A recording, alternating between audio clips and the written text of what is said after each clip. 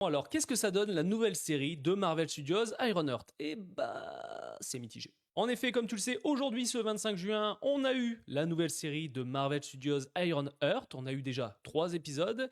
Et on a une nouvelle phase le 1er juillet où on aura les 3 derniers épisodes. Et puis, basta. Oui, vraiment basta. Tu vois clairement que Marvel Studios ne mise pas énormément dessus, sachant qu'on n'a pas eu énormément de promos qui a été faite sur cette série, sachant qu'en plus, c'est sous l'ancienne direction. Si tu ne le savais pas, voilà, Marvel Studios, notamment Bob Iger, a fait plusieurs déclarations. Il a déclaré que le premier projet, entre guillemets, de la reprise, de la nouvelle direction, est depuis Thunderbolts.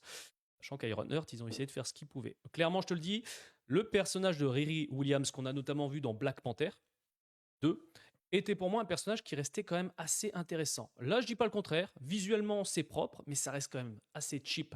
Je vais te le dire clairement pour ces 3 premiers épisodes.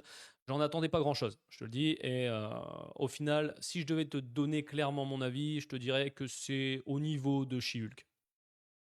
She-Hulk, ça restait correct, mais on va pas se le cacher, ça s'oublie très vite. On n'est pas au niveau pour moi d'un film Thunderbolts, on n'est pas encore pour moi non plus au niveau d'un film Captain America Brave New World, ou clairement pour ceux qui voudraient sur une série, on n'est pas au niveau d'un Daredevil Born Again non plus. Donc une série qui est certes à regarder peut-être.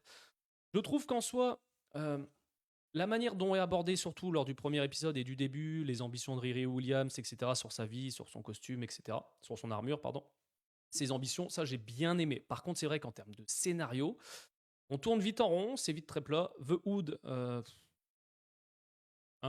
clairement, on pourrait s'en passer. Heureusement que les acteurs arrivent à faire quelque chose, mais pour moi, je te le dis, j'en attendais pas grand chose et j'en attends encore moins. Et c'est dommage de voir encore une nouvelle série sur Disney Plus qui va encore faire sûrement un bide, on va pas se le cacher. Et pourtant, je te le dis, beaucoup de programmes que j'adorais.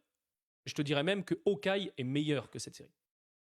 On n'a que 3 épisodes, il en reste encore 3 qui vont sortir. Et je te fais pas cette vidéo pour te dire, voilà, Marvel fait de la merde. Parce que tu le sais, les 3 quarts du temps, j'aime les programmes que je te propose. Mais là, il y a des moments, je suis obligé de te le dire, là, c'est pas terrible. Terrible. On va se le cacher. Et surtout qu'en plus, ce jour, il y a Countdown qui est sorti sur Prime Video avec Jensen Ackles. Autant te dire que j'ai d'abord regardé Countdown avant de regarder Ironheart. Et c'est peut-être pour ça que j'étais peut-être dans un mauvais mood pour regarder cette série.